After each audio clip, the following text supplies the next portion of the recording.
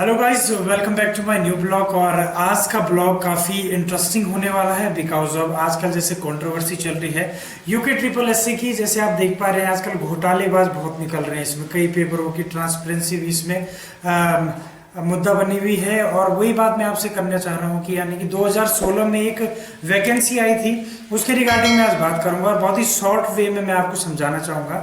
So guys, blog को करते हैं स्टार्ट एंड लेट्स गो।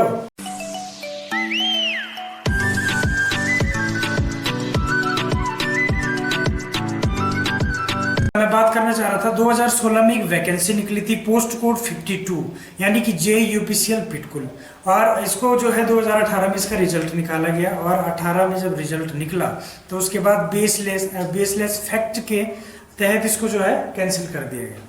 ठीक है, कैंसिल क्यों किया गया मैं आपको बताता हूँ। मेन रीजन इसमें क्या था वो मैं तब आपके साथ इसको शेयर करना चाहूंगा, लेकिन इससे पहले आप एक वीडियो क्लिप देखिए जिसमें आयोग के सचिव ने, जो उस टाइम पे सचिव थे, उन्होंने इसके क्लेरिफिकेशन में क्या कहा है। आप ये क्लिप देखिए पहले। कहीं पर जैसे एक दो एग्जाम की हम बात करें, पीछे 2016 में एक एग्जाम कैंसिल हो गया था, उसके मुख्य कारण क्या रहे सर? उसका मुख्य कारण ये था कि कुछ बच्चों ने कोर्ट में अपने पिटिशन में ये कहा कि एक कोचिंग है रुड़की में जिससे 66 बच्चे निकल गए एक ही कोचिंग से। तो फिर आयोग ने ये सोचा कि ये थोड़ा वैसा डाटा है, सेंसेशनल सा डाटा है और इसको जिलाधिकारी से जांच करानी चाहिए। और जिलाधिकारी से जब हमने अनुरोध किया तो वो कोचिंग का उन्होंने भ्रमण किया और उन्होंने मीडिया में कहा कि साहब ये कोचिंग तो एकदम डब्बा ही है, जैसा बिल्कुल इसका कुछ इंफ्रास्ट्रक्चर नहीं, कोई यहाँ टीचर नहीं है। तो फिर ये निकल जाना एक बड़ा वो है। मैंने जिला अधिकारी की एक प्रिलिमिनरी जो जांच हुई उसके बाद ये आदेश निकाला गया, उसके बाद उनकी डिटेल जांच रिपोर्ट आई।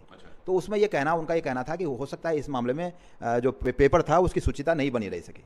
और जब पेपर की सूचिता का मामला आया तो हमने उसे कैंसिल कर दिया। अगर संभावना भी थी, ये संभावना ही थी, वैसे इसमें डेफिनेट नहीं था, लेकिन पेपर चूंकि अगर पेपर लीक कुछ होता है तो उसको कितने लोगों ने यूज़ किया है आप उसका परिमाण एक तरह से नहीं पता कर सकते। तो इस कारण से वो एग्जाम कैंसिल किया था। आपने इसमें देखा होगा कि हमारे संतोष बडोनी जी जो कि सचिव थे उस टाइम पे, उन्होंने इसको क्लियर करते हुए ये कहा है कि एक छोटे से इंस्टीट्यूट से यानी कि कोचिंग सेंटर से 66 बच्चे निकल गए हैं। सो गाइस, सोचने वाली बात ये है कि एक छोटे से इंस्टीट्यूट से अगर 66 बच्चे निकले तो क्या आपने इनका जो है, जो इसकी जांच कराई गई थी डीएम हरिद्वार से, और जिलाधिकारी ने जो रिपोर्ट सबमिट करी थी इसमें वो भी एक बेसलेस फैक्ट थे। उसमें जो है मैं आपको बताना चाहूँगा। और जब इसका री एग्ज़ाम करवाया गया दोबारा से, तो क्या उस टाइम पे आपने चेक किया कि फिर से उस कोचिंग सेंटर से कितने बच्चे निकले हैं? मेरे पास इनका एक एफिडेविट है कोचिंग का, लेकिन मैं आपको डिस्प्ले पे शो करवा देता हूँ, अभी आप देख सकते हैं। गाइस, जैसे कि मैं बात कर रहा था कि 66 बच्चे वहाँ से जो है सेलेक्ट हुए। 66 बच्चों का सिलेक्शन होता है 2017 में। और बात करें अगर 2020 के बाद COVID, due to COVID corona, आप देख सकते हैं कि कई लोगों ने क्या क्या स्टडी फ्रॉम होम कर दी थी और उस कंडीशन में वहाँ पर बच्चे रह गए केवल 300, जो कि पहले 1200 से 1300 की वहाँ की स्ट्रेंथ थी। तो अगर मैं बात करूँ कि 300 बच्चों में से 52 बच्चों ने सिलेक्शन लिया है, अप्रोक्सीमेट मैं आपको बताऊं तो ये 23% समथिंग होता है। और गाइज, अगर मैं इस बारे में बात करना चाहूँ तो अगर कोचिंग सेंटर का ही पूरा बेस बना के आपने इसको कैंसिल किया है तो क्या आपने दोबारा इसके ऊपर जांच बिठाई? क्योंकि परसेंटेज तो सेम है, उस टाइम 66 निकले थे, इस टाइम 52 बच्चे निकले हैं। तो कहने का मेरा एक ही तात्पर्य है कि एसटीएफ की जांच आजकल चल रही है। एसटीएफ की जांच न करवाते हम तो सीबीआई जांच की मांग कर रहे हैं कब से। लेकिन बच्चों के साथ जितना अन्याय हुआ है वो भी बिल्कुल बेसलेस फैक्ट के अंडर, और कोर्ट में पिछले 5 साल से झेल रहे हैं अपना केस। तो सोचने वाली बात यह है कि 2017 में जिन बच्चों ने ये सब चीज़ झेला, आज पूरे उत्तराखंड का युवा ये चीज़ झेल रहा है।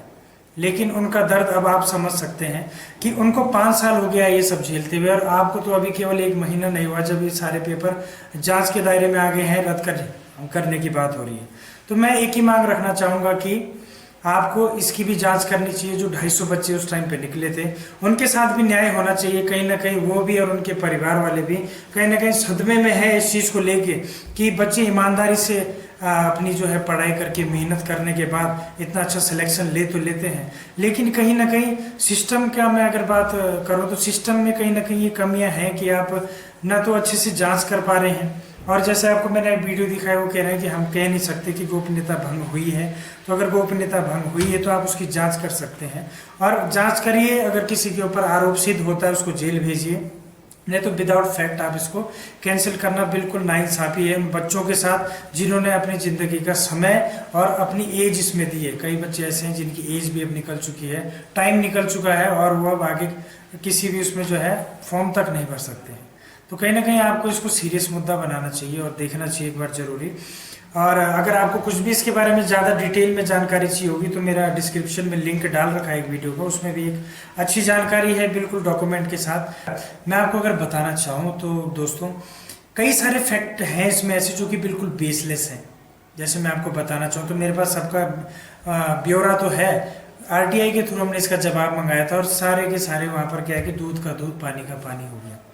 और मैं सारी डिटेल देना तो चाहता हूँ लेकिन मैं क्या है ना वीडियो बहुत ज़्यादा लंबी हो जाएगी। मैं इस वीडियो के थ्रू केवल अपना एक ही पॉइंट ऑफ व्यू रखना चाहूँगा कि इसकी ज़रूर जांच की जाए और CM के संज्ञान में भी है, ये मुख्यमंत्री जी के संज्ञान में है और ऊर्जा विभाग के संज्ञान में भी ये मुद्दा चल रहा है, कोर्ट में पिछले 5 साल से लंबित है और बच्चे आज भी कोर्ट के ही भरोसे चल रहे हैं। लेकिन कहीं ना कहीं उनके साथ अन्याय हुआ है और इस पूरे मैटर को देख के मेरे मन में एक छोटा सा विचार आया है, मैं कहीं पढ़ भी रहा था कि जब तालाब में पानी भरा होता है तो उस तालाब में जितनी चींटियाँ होती हैं उनको सारी मछलियाँ खा जाती हैं, लेकिन जब ये पानी सूख जाता है तो वही चींटियाँ उस मछली को खा जाती हैं।